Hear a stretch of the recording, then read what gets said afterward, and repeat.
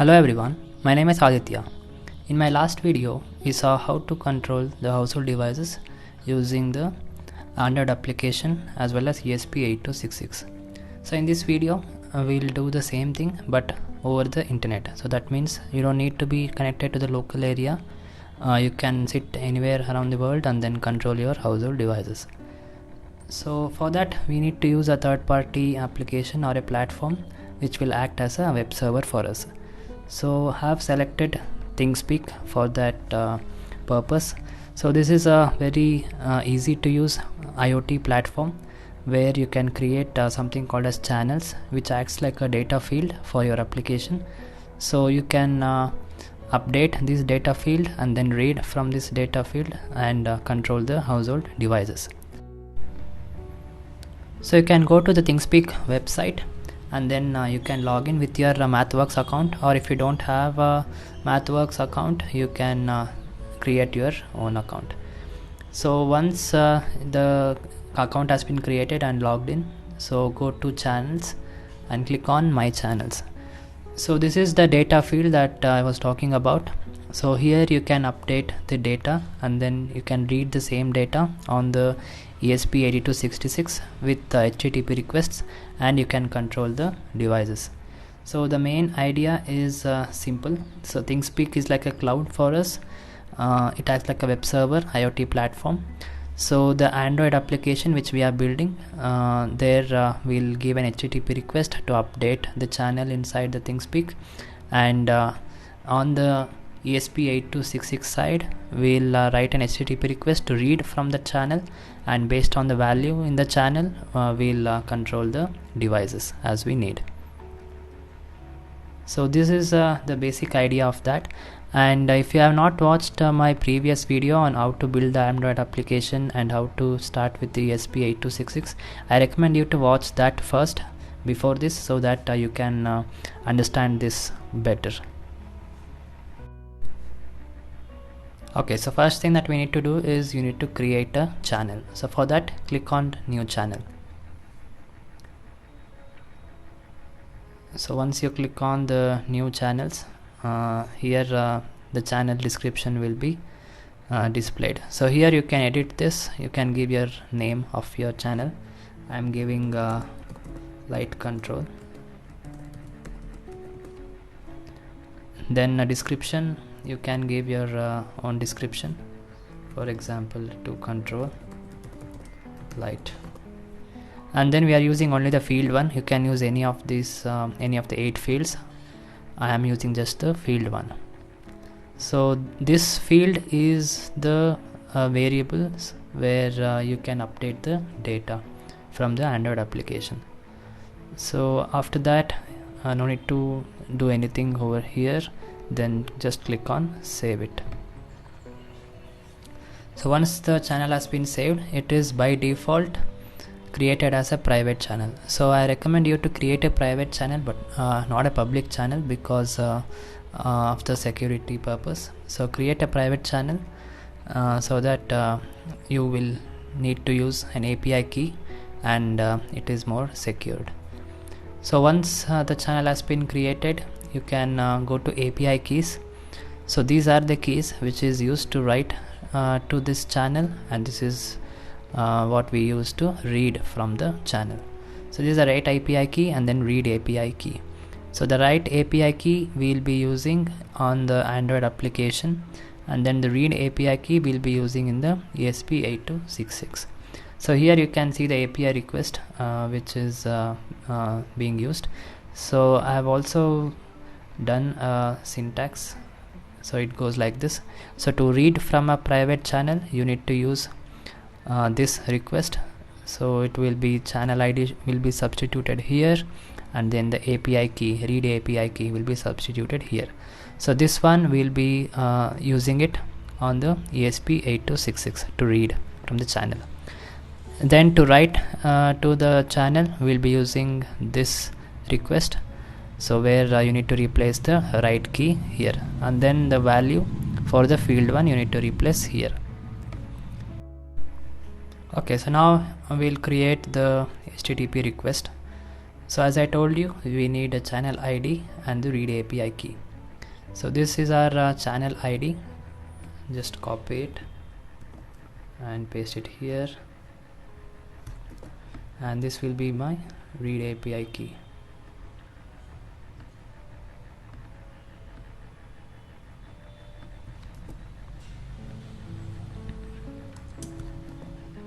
So copy this and replace the channel ID with the channel ID,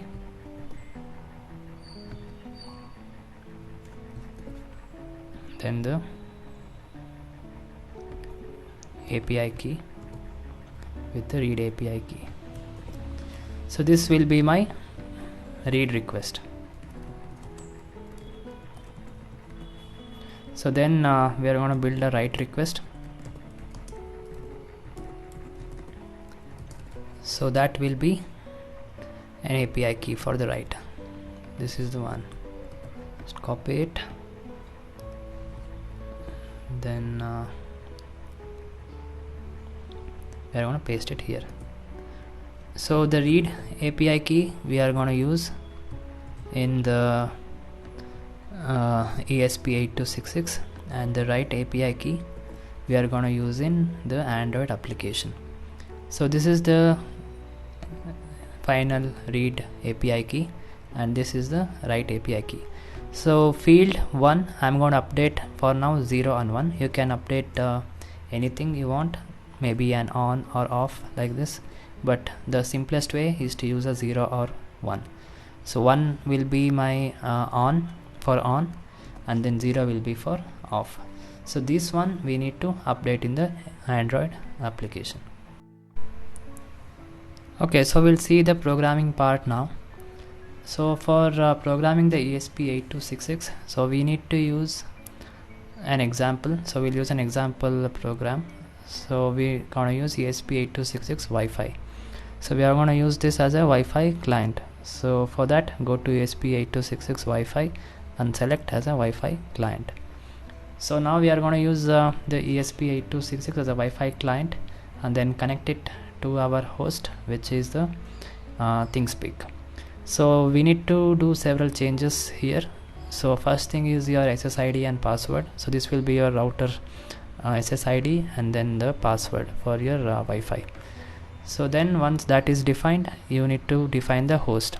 So host for us will be api.thingspeak.com. So copy this and then paste it here, and then we need to define a character called control. So I'm going to tell you why we need to do it later. So this will be my character called control, so which we are going to use to control the devices. So then the port will be 80, and then we are going to define pin for the controlling. So I'm going to define something called light as 0. So I'm going to use a 0 pin, GPIB 0, for the controlling purpose. So here we are going to define light as an output. So pin mode light comma output,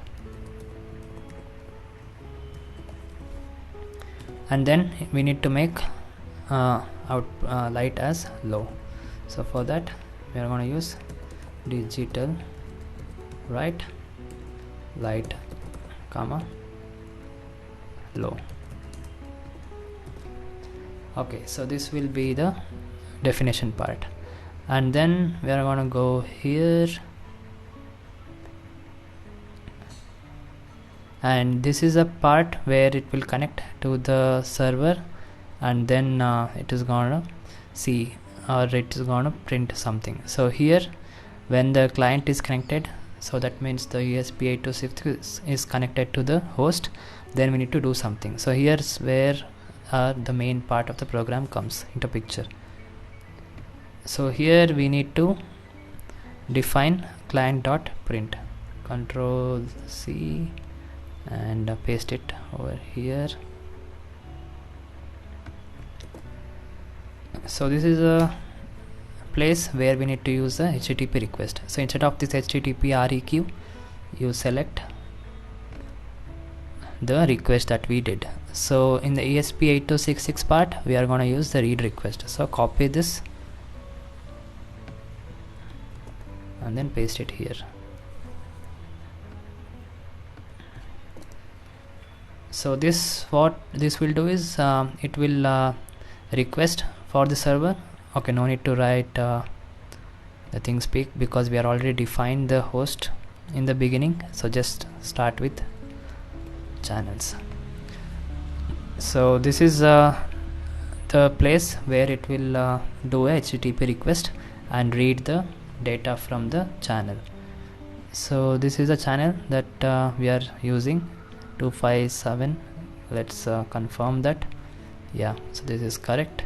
And then this is a read API key, and even that is correct. Okay, so that is one of the change that we are going to use. And then here we'll see when the client is available, then print whatever the response that the request is giving. So here is where the control variable comes into picture. So we'll use control is equal to ch, and then we are going to use just an if statement. If control is 0, then make the light low, and then if control is equal to 1, then make it high. So just we'll compile this first and see whether if we get any errors. So we are going to see why we used control here and define that, or give the value of ch to the control. So let it compile.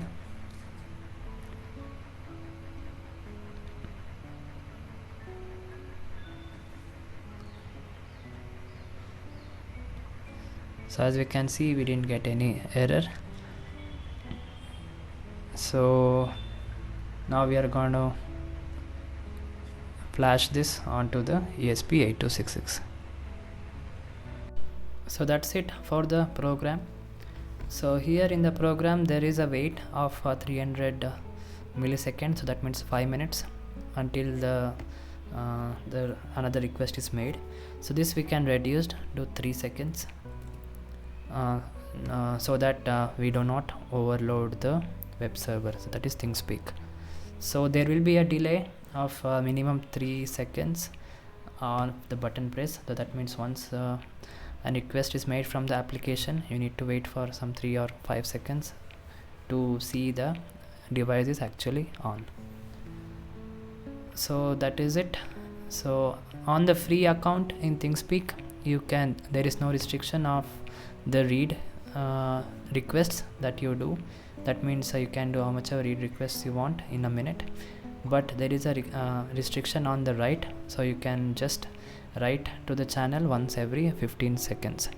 So that's in the free account. So if you are using a paid account, you can do it, you can write every second. So that means one request can be made every 1 second.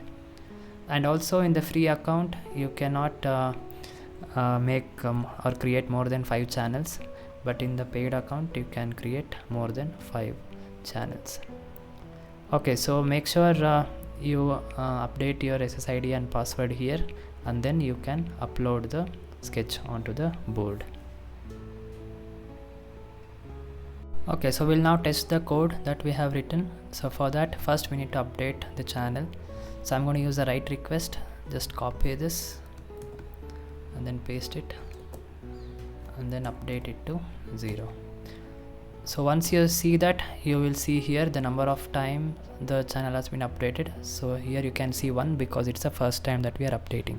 Also in the Thingspeak, go to private view, and here you can see that the channel is updated less than a minute ago. So here you can see that the channel is updated by the HTTP request. So now as we have uploaded the program onto the ESP8266, I'll just plug this in and go to our Arduino and see the message monitor. So this is a old program that I was testing, so this is a new one. So as we can see, we got 0. So my internet connection today is a little bad, so that's why you can see sometimes its connection failed.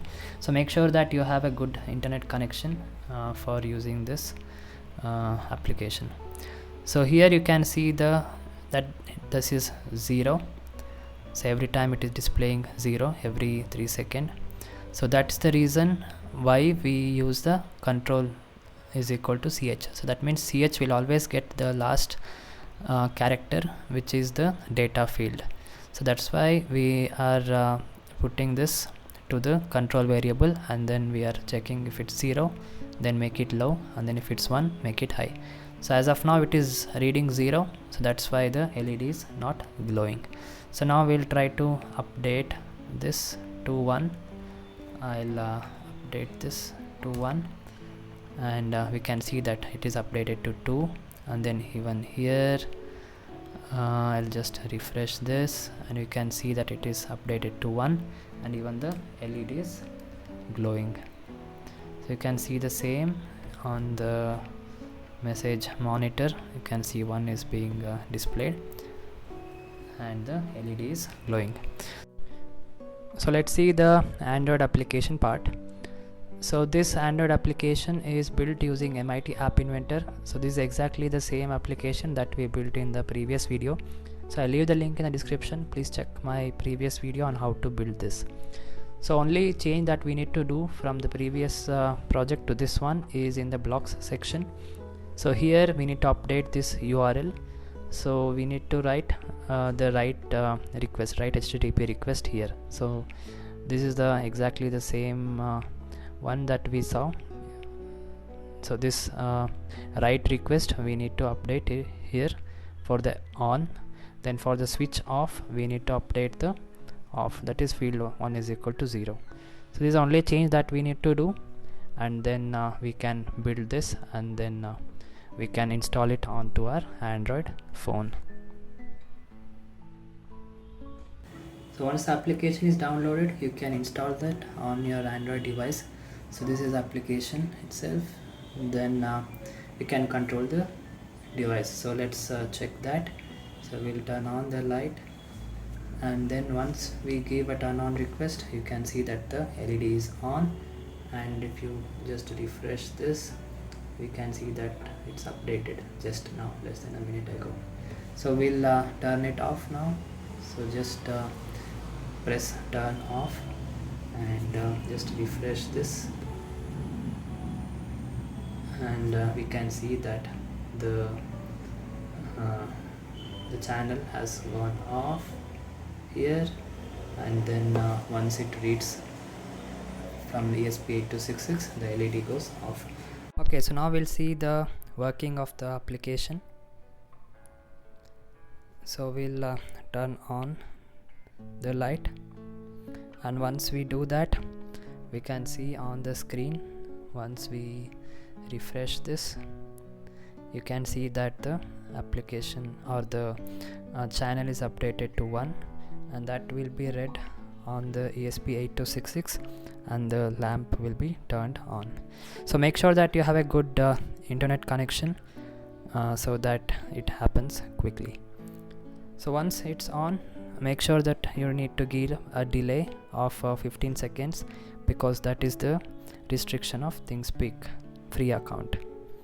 So once it's on, you can give an off request after 15 seconds, and you can see here that the light is off, and even in the channel information you can see that the channel is updated to 0.